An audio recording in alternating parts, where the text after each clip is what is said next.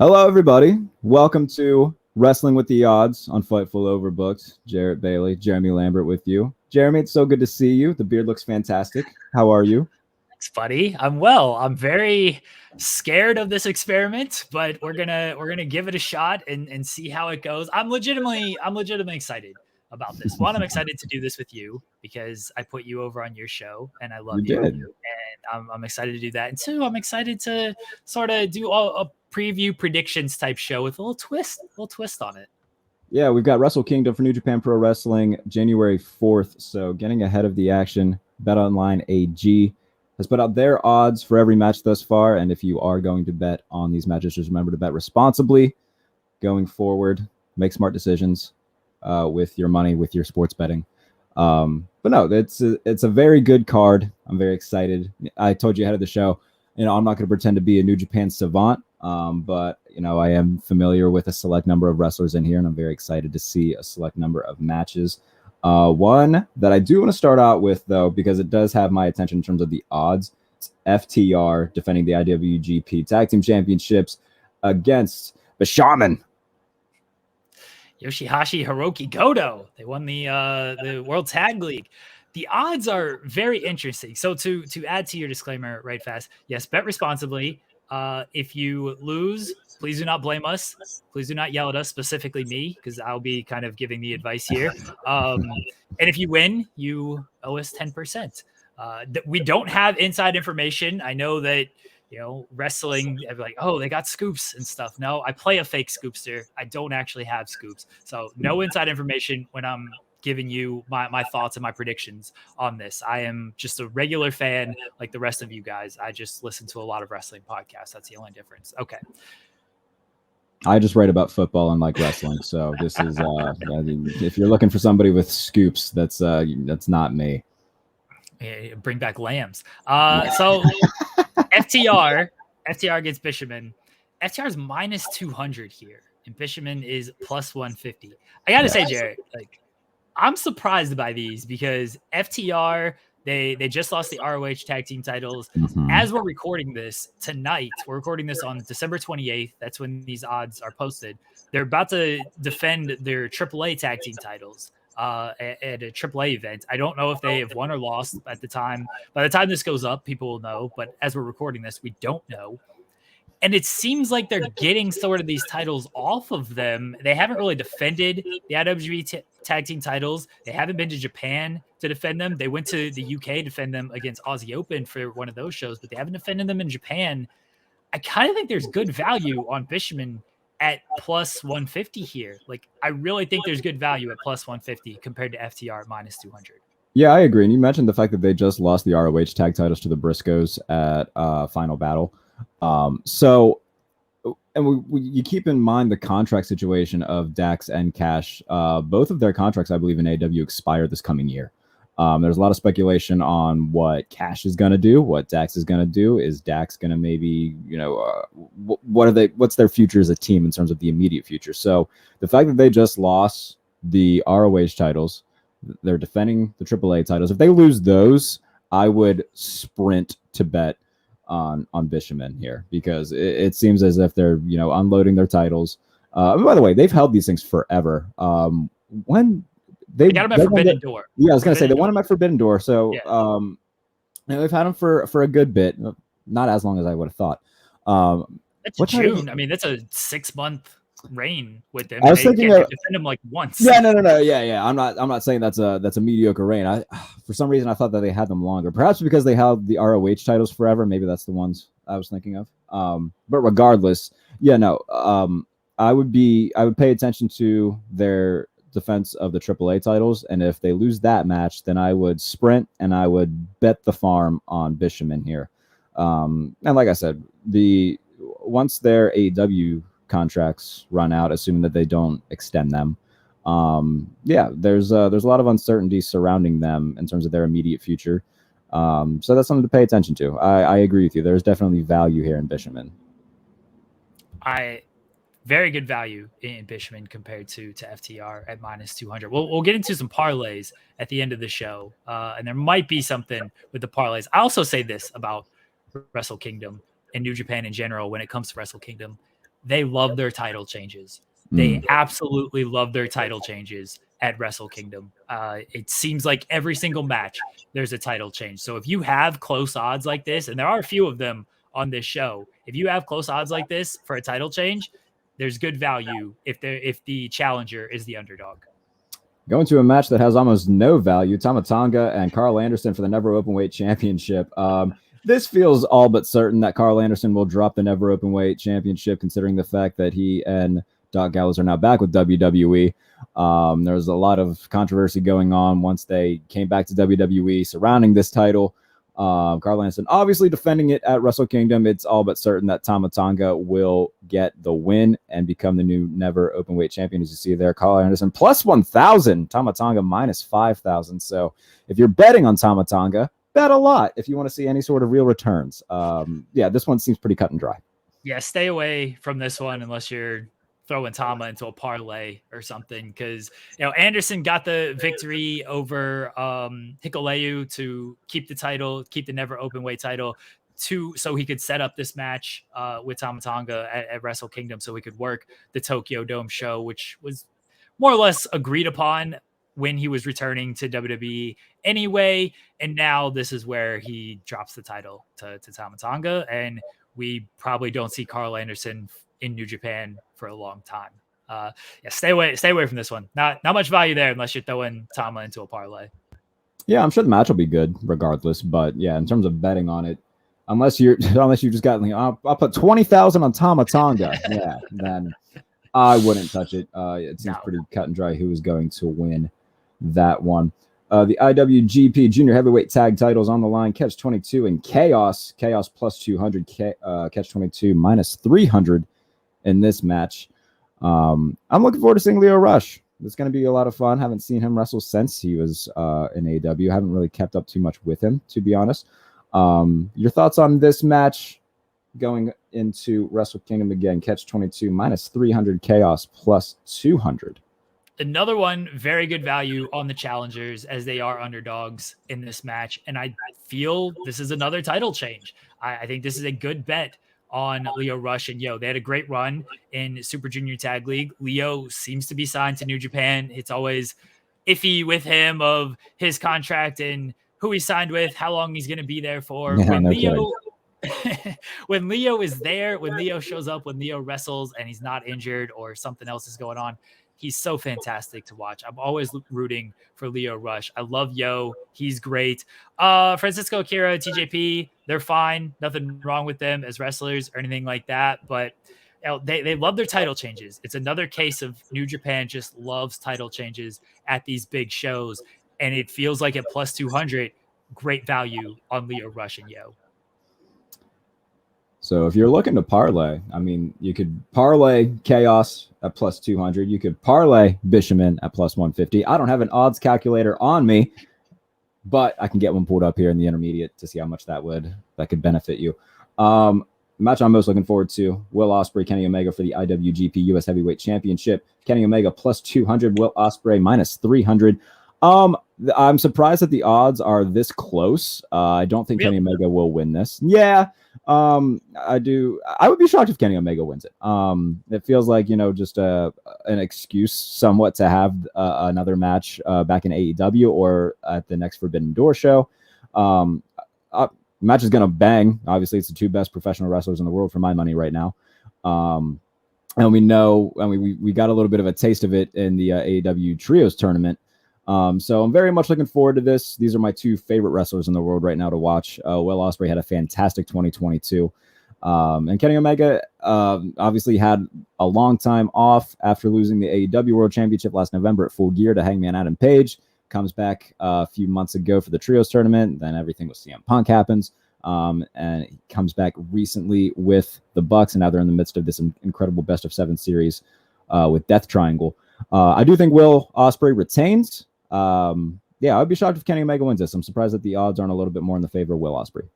So I think there's a good parlay value with Ospreay and one of the underdogs in the tag team matches. I think you can kind of lessen those odds for Ospreay, get that down a little bit if you're going to parlay those two. I actually think there's good value on Kenny Omega, and I'm not going to lie. I'm going to put a little bit of money on Kenny Omega because I'm not writing him off as to losing this match. Now that Japan will be able to cheer a little bit more, I think he's going to make more trips to Japan. Not only that, but it's for the US title. This is a belt that probably needs to be defended in the US a little bit. We saw Jon Moxley with this belt. We saw Lance Archer with this belt. Like, they've defended this title in the United States. Kenny can defend this title on AEW TV. Tony Khan has talked a lot about ROH with the New Honor Club working with New Japan. Omega's got a little bit of history in ROH. They want to, put some New Japan on that product. Kenny Omega as the US champion is a good way to go about this. I think there's value in Kenny Omega at plus 200. I think the odds are correct here and that Ospreay should be the favorite, but I understand why they're not astronomical like you seem to think they are. There's value in Omega. I got an inkling he could win this match. I mean, don't get me wrong. I wouldn't be against him winning the match because that means that we get a little bit of a taste of the cleaner Kenny Omega, I would think. And plus, seeing the IWGP United States Championship on AEW TV would be a lot of fun. That sets up a lot of potential matches and a lot of crossover stuff that you can do in New Japan. Could lead into something with Forbidden Door, like I said. If it's Will Ospreay again, great. If it's with someone like Tanahashi, awesome. I'm very okay with whatever the result is. I am very much leaning Will Ospreay. Would be shocked if it was Kenny Omega, but would also be very okay with it. Bet on Kenny Omega, everyone. This is not my underdog lock. My underdog lock is actually Lio Rush and Yo. That's sort of my lock of who the underdog to win this, or the best value as an underdog to win. It's Lio Rush and Yo. But bet on Kenny Omega, everyone. There's value there at plus 200. And in terms of the aforementioned parlay that you could do with Chaos and Bishamon, plus 200, plus 150, that comes out to plus 650 odds. Bet 100 to win 650, $750 total payout. So that is one to pay attention to. There you go. What's next, Jarrett? What is next? Let me pull up the card again. Oh, let's see. What do we want to talk about next? Let's do the IWGP women's match. Kairi taking on Tam Nakano. Yeah, not much value here. Minus no, 1,000 not at all. For Kairi. Tam at plus 1,000. Seems like a foregone conclusion. Kairi's going to win. Kairi win this? What's that? When did Kairi win the belt? She won it at the New Japan Stardom historic crossover event. That's when she won the belt. Which was when? Defeated. I feel like that was relatively recently. It was November. She's not November. Yeah. She defeated Mayu Iwatani in the finals to win the title. There's no odds on Sasha Banks showing up. I think that's the real bet here is how is Sasha Banks going to show up? Is she just going to be shown in the front row? Is she going to enter the ring and confront Kairi? Is she going to get a full-blown entrance? Like, I think that's the real odds of Sasha Banks' appearance. Get on that bet online. I think Sasha's there. I mean, we know Sasha's in Japan. I think she confronts Kairi. I just think she gets in the ring, or Kairi comes to ringside and she sees Sasha sitting front row and they just have a little handshake and a nod type thing. But this is Kairi's victory to set up the Sasha Banks match. Just much like Carl Anderson and Tama Tonga, just stay away from this one. Yeah, and you touched on it. The big thing here is, when and where Sasha Banks will show up, how she's going to debut, and what the plan with her is going forward. I love Kairi, loved her when she was, when she was back over here. So I'm happy to see her having so much success back in Japan. Looking forward to see what they do with her and Sasha. Very much, there's going to be a lot of fun stuff going on in terms of women's wrestling in Japan. The New Japan Pro Wrestling World TV Championship Tournament Final. Zack Sabre Jr. and Ren Narita. Zack Sabre Jr. minus 180. Now, this is I think this is the closest in terms of odds on the card for singles matches. We'll touch on the Junior Heavyweight Championship match later on. Zack Sabre Jr., I wasn't too familiar with him until about a year and a half ago, and then I started getting a hold of his matches. We were robbed of him and Bryan Danielson at Forbidden Door last year. I do think that we're going to get that this coming year. He is so much fun to watch. Haven't watched too much of Ren, but very much looking forward to seeing Zack Sabre Jr. wrestle. I don't get the opportunity to do that too much, but when I do, it's always a pleasure to see him do it. He is the odds-on favorite at minus 180. Narita plus 140. I like Zack Sabre Jr. in this match. I think he should win. I think he's the correct guy to hold the New Japan World TV Championship, to be the first ever New Japan World Television Champion. I think the rules kind of favor him as well. But Ren Narita, there's decent value at plus 140. There's better underdog value. This is definitely a close match, though. It's clear that the odds makers aren't quite sure which way New Japan is leaning on this. Ren Narita has kind of broken out of the Young Lion system and is now ready to take that next step. So I could easily see this being like the crowning of like, okay, he's officially done with all of that, and now he's actually a champion. But this feels like Zack Sabre Jr.'s title to win and be the first champion. But at minus 180, as a favorite, there's he's the best favorite to really bet on, because I think he should be a little bit higher, not too much, because I can understand it might be they might be a little indecisive on which way they want to go, but I think he's a little bit more of a favorite than minus 180. So I actually like a little bet on him at those odds. Yeah, if you throw Zack Sabre Jr. into that aforementioned parlay with Chaos and Bishamon, that gets up to plus 1066 odds. So $100 to win, just over 1,000. So keep an eye on that. Total payout of over $1,100 if you bet 100. So yeah, keep an eye on those Zack Sabre Jr. odds for the World TV Championship. That is a throwback looking belt, isn't it? You remember when they had the giant? It is huge. You remember when they had the Texas Hardcore title? That's what it reminds me of. It's just a square. It's just a giant, or I guess technically a rectangle. Yeah. It's interesting looking. I don't know how they've shown the actual belt. They've shown the actual belt in the program, but we haven't seen like anybody like hold it around their waist, how it's going to look like that. I don't know. Zack Sabre Jr. might win this thing and then immediately trash it because it's too ugly. Let's hope he doesn't do that. All right. The IWGP Junior Heavyweight Championship. We got Hiromu Takahashi, El Desperado, Master Wato, and the champion Taiji Ishimori. Now, in terms of odds here, the odds on favorite is the champion Ishimori. Master Wato plus 600. And then Takahashi plus 250, as is El Desperado. This is going to be so much fun. Again, I'm not going to pretend to be a New Japan savant, but anytime I watch Takahashi, I'm entertained. Anytime I watch Ishimori, I've been entertained. El Desperado is very good. Not too familiar with Master Wato, but he looks like a badass. He looks like an anime villain, and I'm here for it.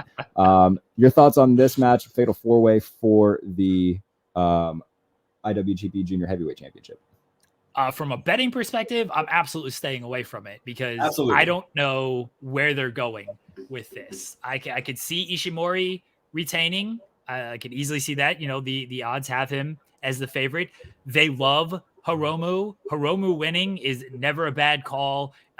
He is like the most decorated junior heavyweight as well. Could easily see him winning. Desperado was very impressive this year in 2022. So I could see them going with him. Master Wato plus 600. You could probably just stay away from him and not really bet that at all. But I could easily see Ishimori, Hiromu, or Desperado winning. I don't feel confident in any of them. And this is one that I'm just like, yeah, I'm probably not going to touch this one. I have no confidence in who's winning this match. I kind of want to throw like a little bit on Desperado. See, if I'm gonna bet on anybody, I would bet on Takahashi because it's GOTO. He loves Hiromu. It seems like one of those things. We're going to get to the main event here in a second. I guess they just had their 50th anniversary, but start of a new year. Hiromu has just always been that ace of the division. At this point, he should probably just move up because he's done everything else in the division. But it's an easy thing of like, let's just put the belt on Hiromu because it's Hiromu. He's reliable. Let's just put the belt on him. And that's why I kind of feel most confident in him, but I don't feel confident enough to bet any amount of money when there's other matches where I feel much more confident in. Sure. Understandable. It'll be a fun one to watch. And then the main event of Wrestle Kingdom, the IWGP World Heavyweight Championship on the line. Kazuchika Okada challenging Jay White. Jay White is plus 300. Kazuchika Okada, the odds on favorite at minus 500. Odds are very much in the favor that they think Okada is going to be the one who gets the strap. Jay White's had a very solid run. He's had it for, when did he win? He's had this title for a while, hasn't he? He has. I can't off the top of my head recall when he won it because it has been a little while. Now I'm going to look it up because I look very foolish that I don't. I feel like I remember. I don't know if it's when he won it, but it was some form of somebody being added to Bullet Club when he won it. So he beat Okada at Dominion to win the title. That was in June. That was June 12th. Oh, so that was like right before Forbidden Door then, wasn't it? It was right, yeah, because he entered Forbidden Door as the champion. Yes. That was kind of a big deal.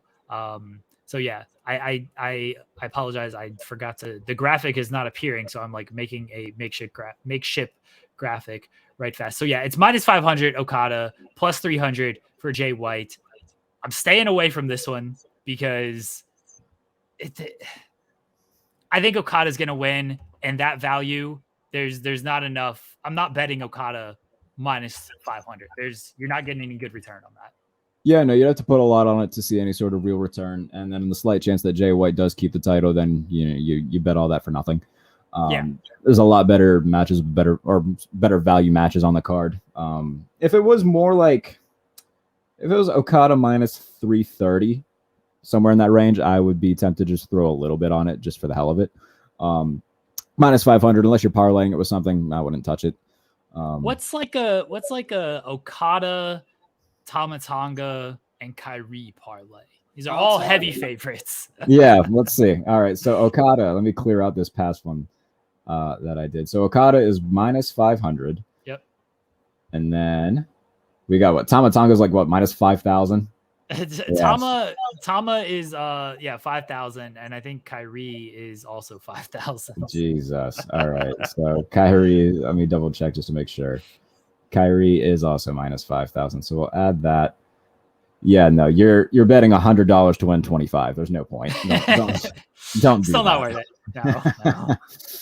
No. All right, let's say you go those three very heavy favorites. Sure. And then my confident underdog pick, which is Chaos, Leo Rush, and Yo at plus 200. Plus 200. So if you throw a plus 200 in there with Chaos, you get that. All right, that takes you up to 274. So about plus 274, close to 275 odds. So total payout would be 374. You get the 100 back, and then an additional 274. It's a little bit better. That's a decent one to make, I would say. If you're confident in Chaos like I am, you may as well throw in three heavy favorites and get those odds up a little bit. And if you wanted to throw in like one more where it's kind of, even if it's a favorite, like if you want to throw the Sabre Jr. one in there, it's minus 180. It's the best value of a favorite on the card. If you throw that in there, that takes it up to 482 as your winnings and a total payout of 582. So decent odds there with three heavy favorites, one underdog, but it looks like they could very well win. And then Zack Sabre Jr., who's only a slight favorite, but it looks like he's going to win. Plus 482 odds for all of that. That's something that's worth doing. There you go. There you go. We've learned something here, Jarrett Bailey. We're helping the people out. If you do that parlay, if it hits, you owe us 10%. Yes, Venmo is Jarrett-Bailey-5. So just be sure to slide that in there. If it doesn't hit, then sorry. Sorry. Yes.